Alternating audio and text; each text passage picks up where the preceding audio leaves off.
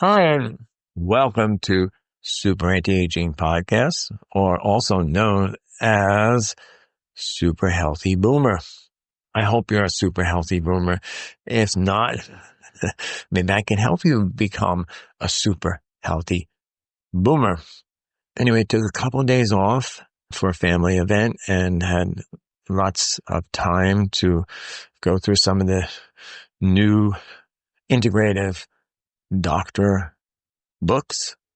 And I came across something I hadn't really thought about a lot, and that's the lymphatic system. Such an important biological system. It's the pipes, literally, that run through the whole body and carry waste out of the body, carry immune factors. And sometimes when there's a problem in that system, people get swollen lymph nodes because the body's fighting things, but it's so important. And I came across a book, a really nice book that you can ask me and I'll reference it, on the lymph system and health. And I was astounded by all the factors in the lymph system. Now, why hasn't it been more part of mainstream medicine? Because there's no test for it. There's no test to measure the lymph system. You can do blood markers, in the bloodstream for cholesterol, LDL, inflammation, but there's no blood test specifically to measure the optimal functioning of the lymphatic system. Obesity can be a factor in interfering with it, lack of exercise, high stress.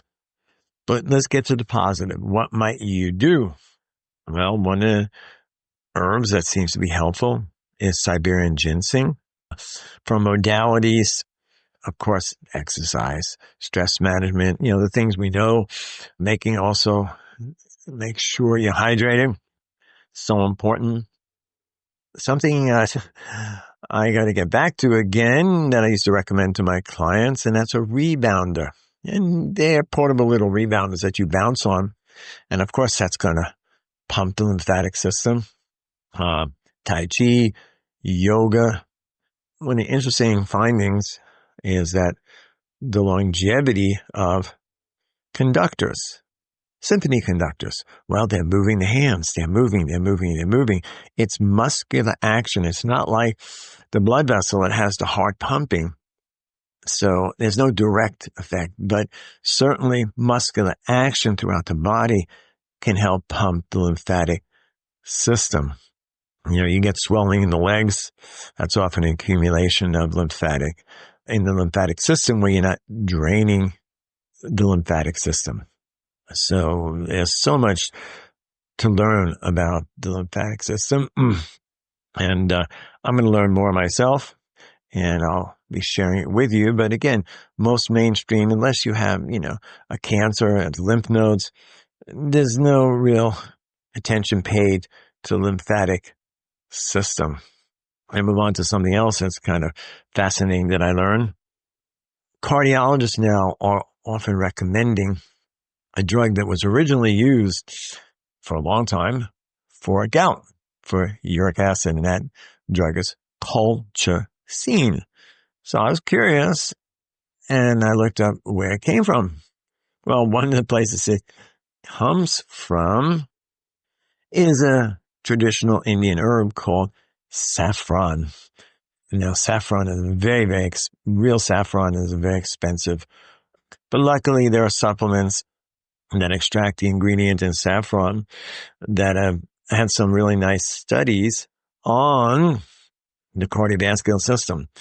So let's go backwards here. That cardiologists are now recommending an adjunct therapy, even if you're on a statin or in lieu of a statin, to take colchicine. Well, if you're healthy and really don't have a problem, but you'd like to avoid an arterial problem, why not take some saffron?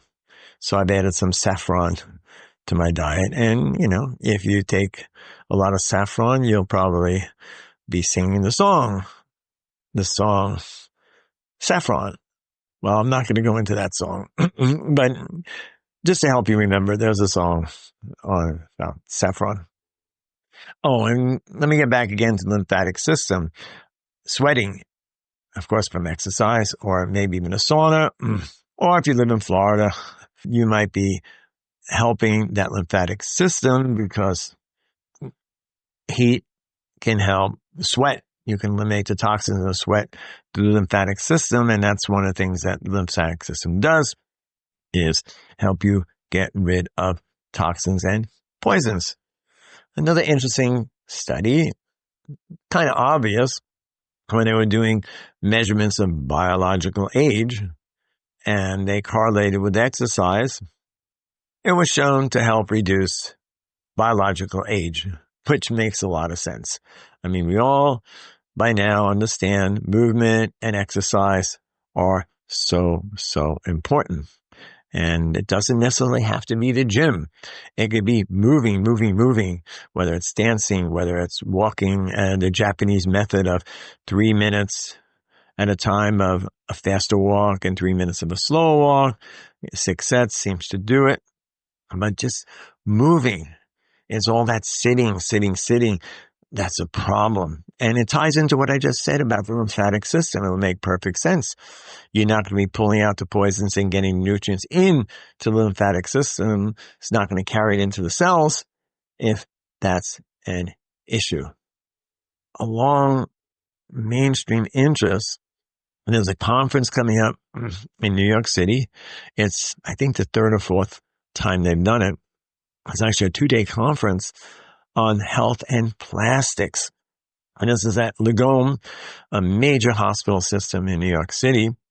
And I'm looking really forward to attending. It's also going to be online to share some of the information, the health effects on the plastics, which we are all exposed to. It's almost impossible not to be exposed to the plastics. And as I've said before, it's found every place and even on top of mountains.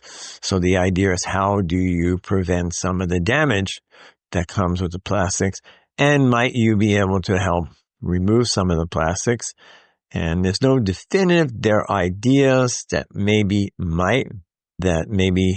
something like zeolite can help. We don't know yet. Pull out some of the plastics, some of the toxins that are attached to the plastics. That might help. And even some research on algae, possibly blue-green algae, might help. So I want to see what the science says, and that's going to be really super exciting to see that. Again, and I've said this before over and over again, ergothioneine found in mushrooms, and it used to be, again, very, very expensive. Now, because of the way it's extracted, it's available. It goes into the brain, into the eyes. It's a very, very powerful antioxidant, no known side effects, and I'm recommending it to all my clients now. And speaking of clients, one of the big problems with a lot of supplements and a lot of the, medical grade, physician recommended supplements is the expense, and people trying to, pay for all these wonderful things that have good research behind it. So I'm going to set up a wholesale plan for clients that are working with me so they can afford the supplements and maybe even buy them and share them with other clients. But that's really on my goal because, to have all this wonderful, information on what certain supplements can do and people can't afford it can be a problem. Brain health. Let me talk again about brain health. As I said before in the podcast, we were talking about the lymphatic system, and there seems to be also some interesting findings that lymphatic issues can cause brain swelling. Yes, brain swelling, that fluid around the brain. And so you want sufficient lymphatic functioning. And maybe that's why exercise is one of the beneficial effects that we've seen in improving cognitive functioning. So I'm coming to the end of this podcast because I decided to make shorter podcasts and get some feedback please put comments, questions. I also have a group on Facebook called Super Anti-Aging, and you can join that. Let me know that you've listened to this podcast.